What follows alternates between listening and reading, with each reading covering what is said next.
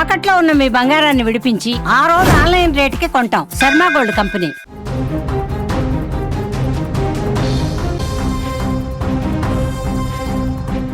నంద్యాల జిల్లా ఆత్మకూరులో తీవ్ర విషాదం చోటు చేసుకుంది. గత కొన్ని రోజులుగా మనం చూస్తున్నాం, కోవా బన్కు సంబంధించినటువంటి వ్యాపార అంశం సోషల్ మీడియాలో తెగ వైరల్ అవుతుంది. ఈ కోవా బన్ వ్యాపారం కల్తీ అంటూ విపరీతంగా ప్రచారం కూడా జరుగుతుంది. దీంతో కోవా బన్ వ్యాపారంలో నష్టాలు రావడంతో తీవ్ర మానసిక ఒత్తిడికి లోనైనటువంటి ఒక కోవా బన్ వ్యాపారి భాష గుండెపోటుతో ఆయన మృతి చెందినట్టుగా కుటుంబ సభ్యులు తెలిపారు. తెలంగాణలో ఎంతో ప్రతిష్టాత్మకంగా నిర్వహించినటువంటి మేడారం జాతరలో కొద్ది రోజుల క్రితం కోవా బన్ అమ్మేందుకు మరొక వ్యాపారి వలి అక్కడికి వచ్చాడు. అయితే అక్కడే ఉన్నటువంటి కొందరు కోవా బన్ వ్యాపారం కల్తీ అంటూ సోషల్ మీడియాలో ప్రచారం చేశారు.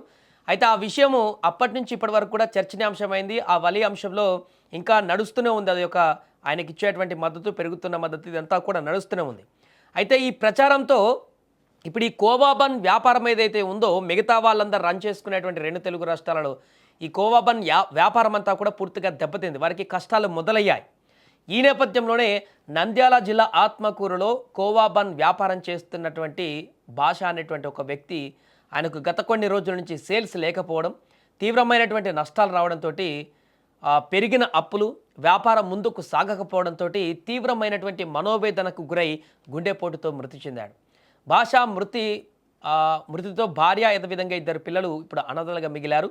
అయితే కోవా బన్ వ్యాపారం దెబ్బతినడం కారణంగానే ఈ యొక్క అతనికి గుండెపోటు, ఎందుకంటే కొద్ది రోజుల నుంచి చాలా మనస్తాపంతో ఉంటున్నాడు. వ్యాపారం సరిగా జరగట్లేదు, అయినటువంటి అప్పులు, ఆర్థిక భారం, ఇవన్నీ కూడా వ్యాపారం సక్రమంగా ఉంటేనే అతను చక్కబెట్టుకునేటువంటి పరిస్థితి ఉంటుంది. కానీ పూర్తిగా గత కొన్ని రోజుల నుంచి ఏదైతే ఈ ఒక వీడియో వైరల్ అయిందో వలికి సంబంధించి కోవా బంది, అప్పటి నుంచి నిరంతరం చర్చలనే కొనసాగుతుంది కోవా బన్ అనేటువంటి అంశం.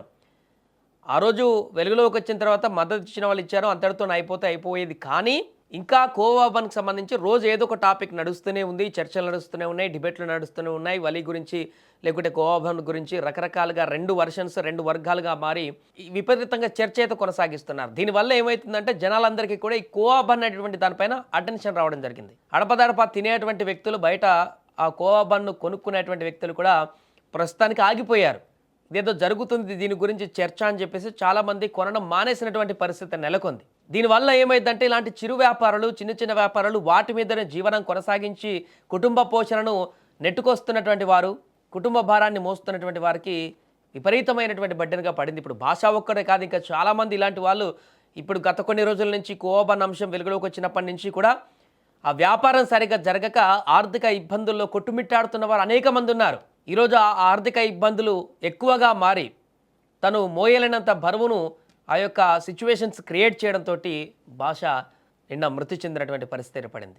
ఏదేమైనా కూడా కోవా బన్ అంశానికి సంబంధించినటువంటి వార్త, దానివల్ల భాష అనేటువంటి ఒక వ్యక్తి మృతి చెందినటువంటి ఘటన అయితే ఇప్పుడు సంచలనంగా మారింది. ఈ పాలక వ్యాపారం చేసుకుంటూ గత 15 సంవత్సరాల నుంచి మా జీవనం సాగిస్తున్నాం. మేము ఈ పాలక వ్యాపారం చేయడానికి మేడారం జాతర పోయినారు కొంతమంది మా పిల్లోళ్ళు. పోతే అక్కడ పోయిన తర్వాత వాళ్ళని హింసించి వాళ్ళు ఆ సరుకు పారేయడం, ఆ భయంతో ఏమైందంటే వేరే వాళ్ళు కూడా 30 బండ్ల వరకు ఆ కవ్వ తెచ్చి రిటర్న్ మాకు ఇవ్వడము, కవ్వ చెడిపోయడం, 15 రోజుల వరకు పక్కన పెట్టేసినాం.